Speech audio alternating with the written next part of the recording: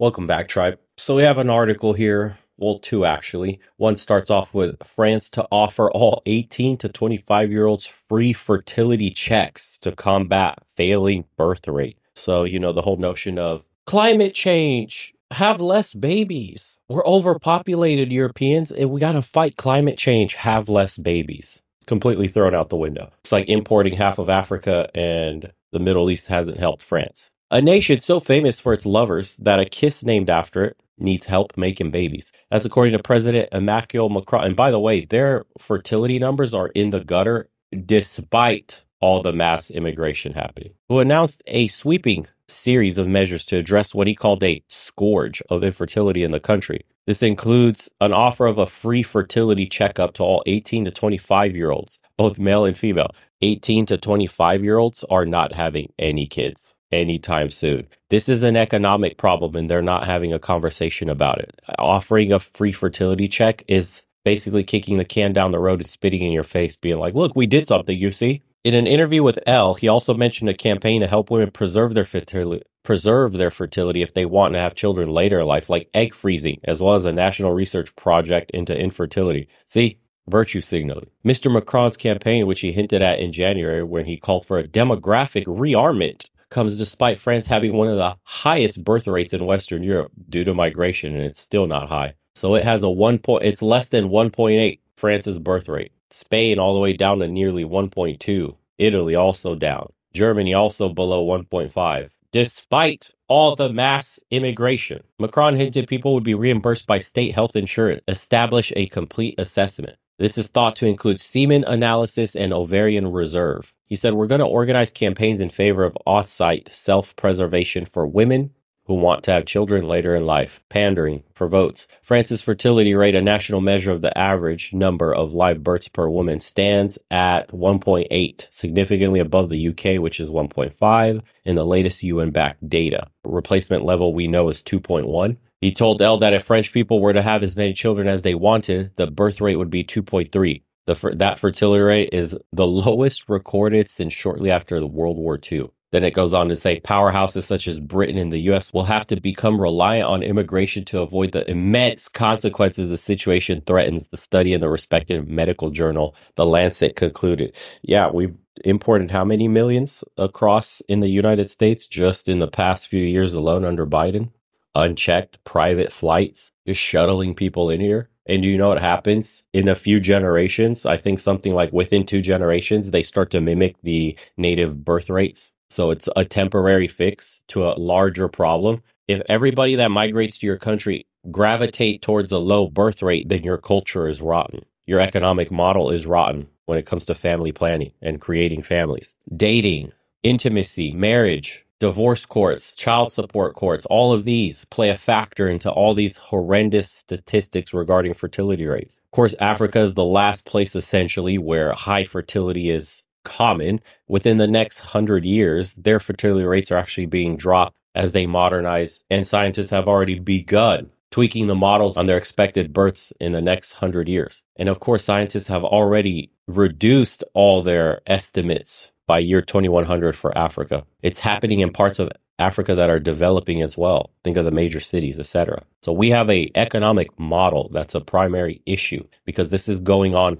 culture-wide, planet-wide. It's not just Western European civilization. It's Asian civilization, Indian, Southeast Asian, Latin American. Africa is just the last continent that hasn't developed into anything. But as it does in certain pockets, the population starts dropping there as well. And there's a population growth year on year. Takes births, deaths, and migration into account. Future projections are based on the UN median fertility. And look, all the numbers are dropping. And this graph is showing all the continents, population by world region. Right around 2080, 2090, all of humanity seems to have peaked. And we're noticing a gradual decline start, estimated at about 2100. But this graph could probably accelerate given the arrival of AI. Factor that in with more technological advancement, throw in augmented reality, and I think that we're going to be shocked that the world is going to shift into a population implosion. It says others are only choosing to have children later in life and instead focus on their careers during their younger years because you have to survive, bro. We don't live off the land anymore. These people don't understand the economic model that we have.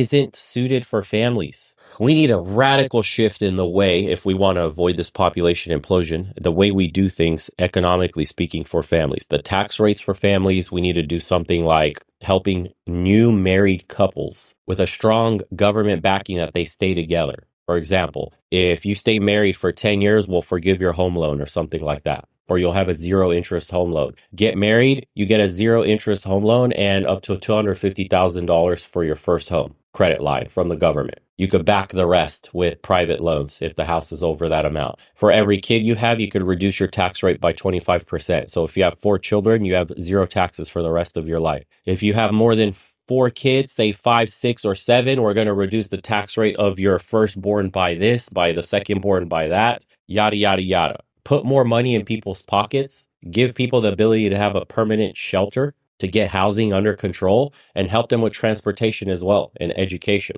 So if you saw, these are just, off the top of the head, what people complain about the most when it comes to starting a family, because there's a major gap between I would like to have a family and ideally this is how big I would like my family to be versus this is what I could actually afford in the real world. And there's a huge chasm, and that's the economic disparity in our model between procreation and population implosion. And we need to figure that out. And of course, they're spurring all this talk because, look, for example, it says ever declining birth rates will also pile on extra pressure on the NHS and social care. No shit, Sherlock. All our social programs, pensions, everything that we have will absolutely crumble if we don't keep replenishing people or at least maintain the population. It says, as fertility is linked to age, this can lead to some women never having children or having fewer than they planned, even with technologies like in vitro fertilization. For men, lifestyle factors like the rising prevalence of obesity in many countries is also thought to be having a downward impact on fertility. Rising cost of living pressures, especially price of childcare and housing, is another factor. Yeah, of course, all of this is affecting us. Fertility for women, father time is undefeated. At around 35, it gets exponentially more difficult. Men with obesity, stop putting garbage food in your mouth, eat clean, go to the gym, work out. Your testosterone levels are absolutely critical to how you feel every single day. And obesity just makes you feel like shit and gives you a ton of estrogen in your body that is messing with your fertility, your energy, your mental state, your mood, everything. There's a problem we're all facing in very unique ways, but it goes on to say in another article, terrifying threat of underpopulation is laid bare, as it's revealed how 75% of nations are facing baby busts by 2050, and the West will be left reliant on migrants, triggering staggering social change. The Great Replacement Theory, or whatever they call it, it won't even work. Because again, within 2 generations, the ones that migrate, also their birth rates plummet to the native population. 3 in 4 countries face a threat of underpopulation by 2050 because of the world's plummeting birth rates. So much for the overpopulation and do your part, don't have kids that they were pushing down our throats like 10, 15 years ago. By 2100, this could rise to 97% of all nations, in what experts have described as a staggering social change. You think it's an accident? Red pill, dating, manosphere, the advent of social media, the broken nature of intimacy, relationships, and marriage have anything to do with this? Do you think the explosion in popularity of these topics may be a leading indicator to the problems that we're going to face in the next 60 years? And then they have a bunch of neat little graphs here. Children born per woman, basically everything plummeting, with the U.S. and the UK expected to be as low as 1.4, 1.3 by 2100. And it's showing the birth rates of women in 1950. America was 3. Europe, France, 208, 247 for Spain, 302 Romania, Poland, 363, Russia, 277. China had 5, experiencing a rapid drop. South Korea also had nearly 6 in 1950. Now they have the worst fertility rates in the world. Japan, 3.27. Japan was on the lower end compared to its Asian neighbors. Also one of the ones greatly affected. In the 50s, the Arab nations were in the 6s and the 7s, along with Africans as well. And all those, everything is declining everywhere. And then it's showing by 1980, America's at 1.79, 1.9 for France. China has fallen as dramatically as 2.44, so half, due to the one-child policy. Korea dropped to 2.56, Japan to 1.69, Romania still holding strong at 2.3. And the rest of Europe is just getting lighter and lighter. Africa went from high 7s to 6s, still 7s in some areas. And then this is 2021. Look at the graph here. It's gotten light everywhere. Everywhere it's getting light. America's down to 1.6. Romania's at 1.7, technically 1.8 by 2023. So holding strong still. Everywhere else is like 1.5 and below. Poland dropped to 1.37. China is now at 1.23. South Korea, 0.82. Guys, that's crazy. Japan, 1.26. Most of the heavy red Southeast Asian nations are now where America was in the 1980s. Worse. Thailand, 1.32. Everybody is below replenishment rates. Even Latin America is below replenishment rates. Brazil, 1.93. Only a few like Bolivia and Peru are still doing well. Colombia, 1.67. Even Mexico, 1.77. And all the dark red areas of Africa have now started lightening up dramatically. We're now only down to 4 or 3 kids. Certain conflict areas are still at 7, but it's maybe a few nations, like Somalia, 6.5. Central African Republic, 4. Congo, 4.4. 2.95 for the Republic of Congo. Gabon, 2.84. Look at that. Ghana, 3. Ivory Coast, 4. You see the massive drop? These were all 6s and 7s everywhere. Libya, 1.37. Egypt, 3. Zimbabwe, 3. And these are what they're expecting them to be by 2050. South Korea is expected to be at 0.82. Japan, and these are the numbers at 2050, guys. Let's see what 2100 looks like. By 2100, we're all below replacement everywhere. China is down to 1.6. Korea staying at the same. They basically peaked on their fertility drops. Everywhere else is looking rough. Nobody in Europe's doing well. We're all in the low 1s. Even Africa has caught up now. They're at 1s. Look at these. Chad, Niger, Mali, 1.85, 2.2. Dude, that's the highest that we're expecting. What is wrong with the economic model that's causing this to happen worldwide?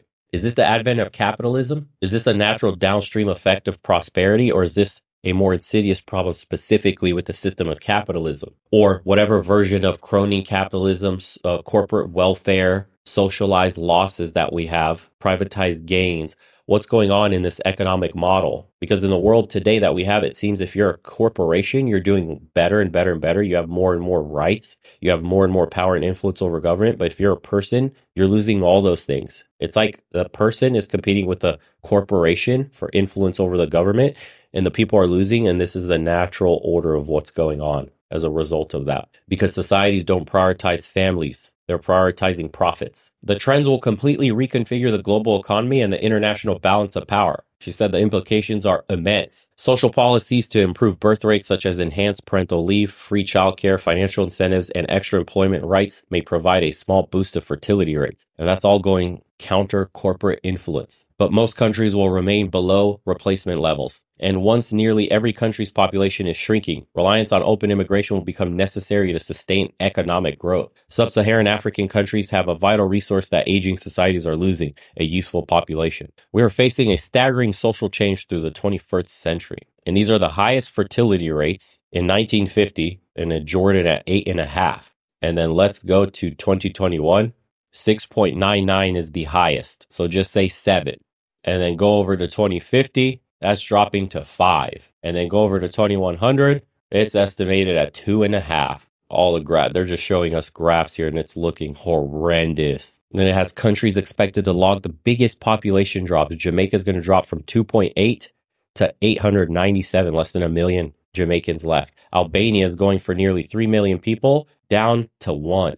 Same with Puerto Rico. Bulgaria going from nearly 7 million down to less than 3 million people. Serbia from 7 to 3. South Korea could be cut in half from 51 million South Koreans down to 24. Ukraine losing half of its people. This is going to be accelerated by the current war. And the countries expected to log the biggest population rises will be Niger from 25 to 167. Again, we have to put an asterisk on these, depending on how fast their development is. Democratic Republic of Congo will go from 95 to 432 million people. Then in 2021, Musk, who has 11 known children, warned the civilization is going to crumble if people don't have more kids. Also urged Italians to have more children to save Italy's culture. Later, he added, "My advice to all government leaders and people is to make sure you have children to create a new generation, or the culture of Italy, Japan, and France will disappear." He said, "We are in danger of no longer having these countries."